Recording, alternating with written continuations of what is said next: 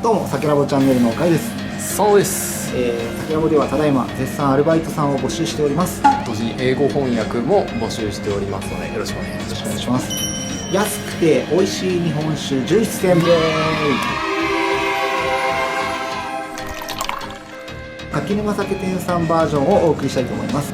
コスパもそうなんですけれども、11本低価格帯で美味しいもの、おすすめのものの4、5瓶ですね。家に買って帰れるように4、5瓶のものを紹介していきたいと思います。はい、ここを取ってもらえますか。はい。もう1、2、3全部いきます。雪の坊社の山ハイ純米ですね。はい。これ1200円のクオリティじゃないのじゃないですね。なんか旨味系ですよね。はい。フルーティーとかというよりは。そうですね。いい感じですね。家で常温で置いててもずっと飲めるようなタイプのお酒なので、冷やしても常温でも温めても美味しいお酒になっております。これも結構同じような感じになっておりまして、水芸のクジララベル特別純米なんですけれども、これもうまみ系ですね。お米のうまみっていうとちょっと違うのかもしれないんですけれども、ふっくらとしたタイプの味わいのお酒になってて、これもずっと疲れずに飲み続けられるようなお酒なので、家飲みにすごくおすすめです。これも冷たくても常温でもちょっとぬる感ぐらいにしても美味しいお酒になっております。で、値段がねやっぱね隣に並んでるんですけれども、広戸川の特別純米1250円。これはねもういっつも紹介してるんですけど、そうですね。箸屋さんでも1回出ましたね。もうそれぐらいすごくおすすめのお酒で、炊いたお米のようなねそうですね。味わいのお酒ですね。なので冷酒でも常温でも、温めても美味しいお酒。本当同じような説明で申し訳ないんですけど、このお酒もまさにそうで、このお酒こそ温めた時に炊きたてのお米のようなねほわっとしたタイプのお感が出来上がるので、これもすごくおすすめですね。そうですね。なんかある他？食事とめちゃめちゃ合わせやすいです。和食、お出汁、そうですね。これとめちゃめちゃ合うっていうお酒のイメージですね。ありますね。この3つ和食とめちゃめちゃ合うんですけど、これ特におすすめですね。確かにですね。じゃあお次こちらですね。楽器正宗の純情という新商品の楽器正宗ですね。福島のお酒なんですけれども、こちら楽器正宗は結構本醸造のスペックのお酒のイメージが強いんですけれども、こちらはなんと純米ですね。前も純米もあったんですけども、こちらも純米タイプの新商品の楽器正宗になっております。値段が1256円税抜きですね。入手困難な1本なんですけれども、柿沼さんでは普通に今出てますんで、来たら買えるかもしれません。おすすめです。じゃあこちらですね。義京の純米生原酒1375円。義京がね、この新聞紙がいつも通りの姿というか、あまり知らない人はやっぱびっくりするよね。ただこれは別に面白銘柄とかではなくて、すごい実力派銘柄で、義京の生原酒は甘さもあるんですけれども、フルーツっぽい華やかな甘さというよりかは熟した感の甘さというか、熟した感の甘さもちょっと難しいね。でもね、添え方が糖のような甘さっていう方がいいのかな。フルーツっていうよりはそっちかも。タイプで言うとそんな感じの甘さのお酒、これもすごいおすすめです。はい、ではお次こちらですね。自然号の芳醇純米室賀無加水でございます。値段が1300円ですね。先ほどの楽器正宗の別ブランドなんですけれども、こっちがどっちかというと多分主軸というか元々の主力銘柄で、甘みと酸味のバランスが非常に良いお酒で、これは食事中でももちろんいいんですけれども、単体でも美味しいって味わってもらえるようなお酒ですね。割とジューシーなイメージもあります。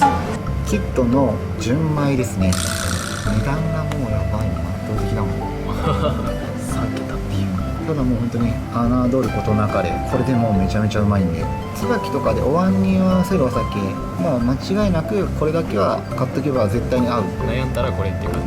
合うお出汁の範囲が広い。おでんとかともおすすめなんで。そうですね。華やかすぎるとね、和食とかちょっときつかったりするなって思う時もあるんですけど、ちょうど良い華やかさっていうのが売りかなというふうに思います。次隠れね、隠れの純米酒1150円。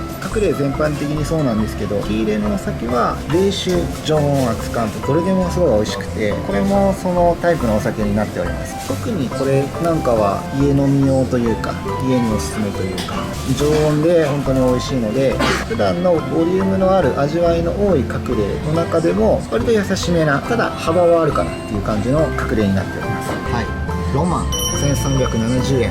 普通日本酒って大体3段仕込みのところが多いんですけれども、ここは4段仕込みという特殊な作り方をしていて、さらにその4段目にはなんともち米を使うんですね。もち米って結構珍しくて、その効果なんでしょうか、ふっくらさが他と違うんですよね。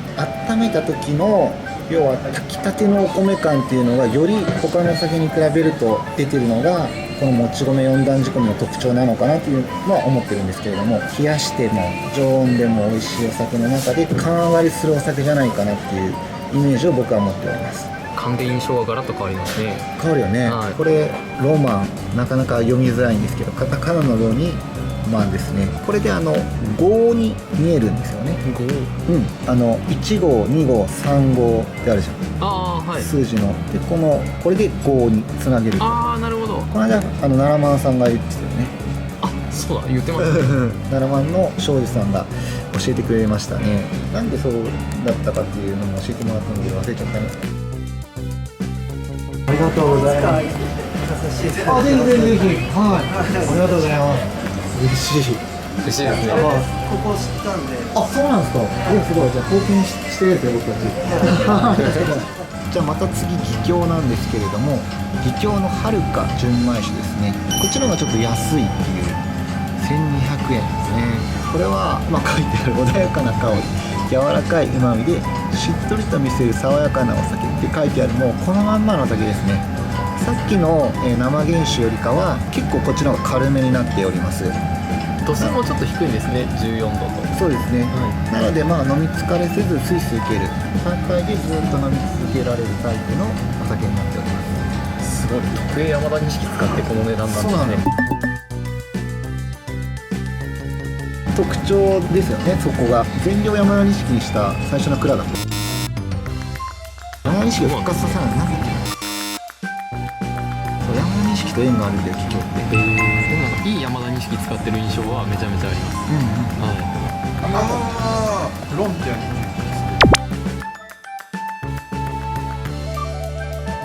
国営地区の山田錦を使ってる部分。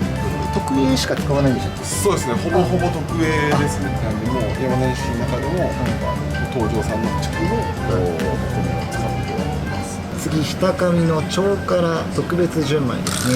お寿司とか、要は家でお寿司買って帰りましたって時とかにこれがあるともう最高ですね。お刺身ももちろん合います。結構ね、お醤油と生魚と日本酒って結構ね、意外と難しかったりする場合もあるんですよ。華やかフルーティー純米大吟醸とかだと合わないものもあったりとかして、その中でこれはもう無難にというか間違いなくそっと寄り添って合ってくれるお酒なので、これはおすすめですね。よくお寿司屋さんとかに置かれてます。じゃあ隣ですね、浦霞の純米酒、宮城県なんですけれども、すごい有名ですね。のところでは常温で置いてますよね。そうですね、おかんにするときは浦霞みたいなイメージで置いてますね。結構コンビニとかスーパーとかでも買えたりするので、その点もやっぱりおすすめかなとは思いますね。多分11本超えてると思うんですけれども、今せっかく春なので、春の安くて美味しいお酒も入れておくと、この手取川の純米辛口の春酒ですね。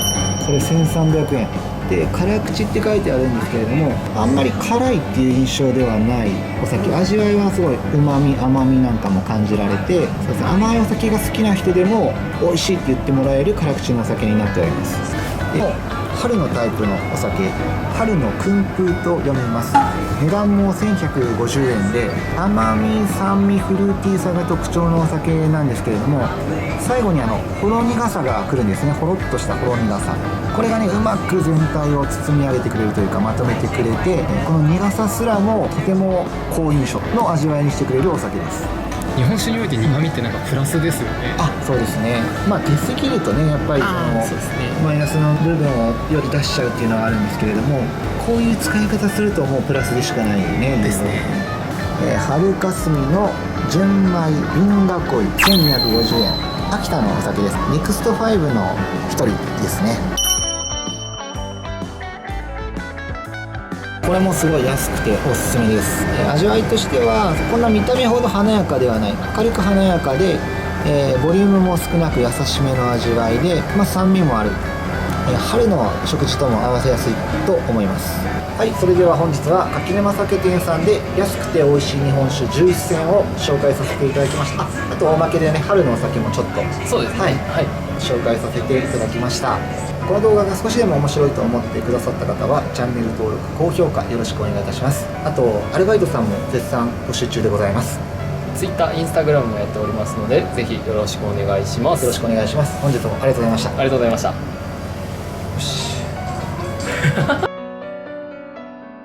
何